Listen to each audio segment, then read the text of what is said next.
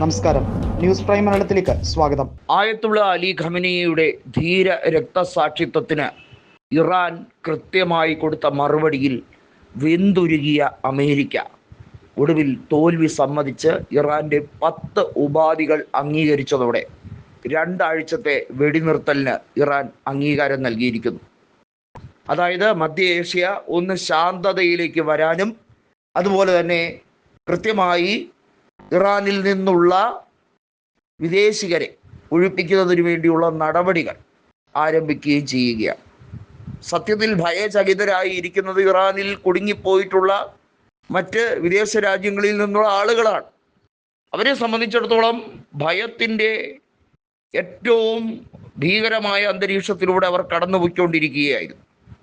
അതായത് നമുക്കറിയാം, ഇന്നലെ വളരെ കലുഷിതമായിരുന്ന അന്തരീക്ഷം, ട്രംപ് സകലതും നശിപ്പിക്കുമെന്ന് പറഞ്ഞ് ഭ്രാന്ത് പിടിച്ച് തലങ്ങും വിലങ്ങും ഓടി നടക്കുമ്പോൾ ഏത് രീതിയിലുള്ള പ്രതിരോധത്തിനും തങ്ങൾ തയ്യാറാണ്, ആക്രമിച്ച് തന്നെ ശീലിച്ചവരാണ് ഞങ്ങൾ എന്ന് ഇറാൻ പറഞ്ഞുകൊണ്ട് തന്നെ ആക്രമണവുമായി മുന്നോട്ട് പോകാൻ തയ്യാറെടുത്തവരാണ്.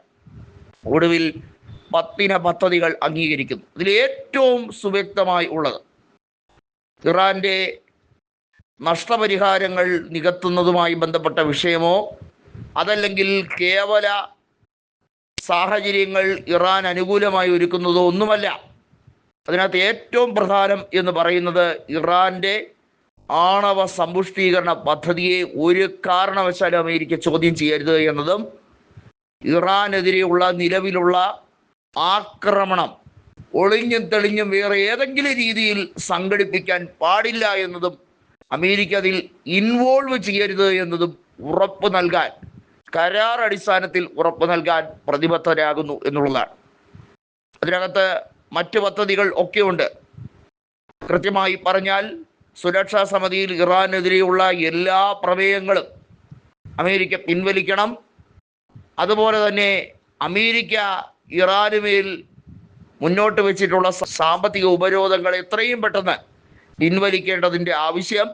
ഹോർമൂസ് കടലിടുക്കിൽ ഇറാൻ സാമ്പത്തിക നിയന്ത്രണം തുടരുക തന്നെ ചെയ്യും എന്ന ഇറാന്റെ ഏറ്റവും സ്പഷ്ടമായിട്ടുള്ള വാക്കുകൾ അമേരിക്കയ്ക്ക് അംഗീകരിക്കേണ്ടി വരുന്ന അവസ്ഥ. ഇങ്ങനെ തുടങ്ങി മുന്നോട്ട് പോവുകയാണ്. ലെബനനിലെ ആക്രമണവുമായി ബന്ധപ്പെട്ട വിഷയത്തിലും ഇറാൻ എടുത്ത നിലപാട് കാർക്കശ്യം നിറഞ്ഞത് തന്നെയാണ്. ഇങ്ങനെ 10 ഉപാധികൾ, ആ 10 ഉപാധികൾ അമേരിക്ക അംഗീകരിക്കുകയാണെങ്കിൽ മാത്രം താൽക്കാലികമായ വെടിനിർത്തൽ എന്ന് പറയുമ്പോൾ അമേരിക്ക ചെന്ന് വീഴുകയായിരുന്നു. 40 ദിവസം മുന്നോട്ട് പോകുമ്പോൾ അമേരിക്കയ്ക്ക് ഉണ്ടാകുന്ന നഷ്ടം, വാസ്തവത്തിൽ അമേരിക്ക ഉൾവലിയുന്നതോടെ ശരിക്കും പെട്ടിരിക്കുന്ന ഇസ്രായേലാണ്.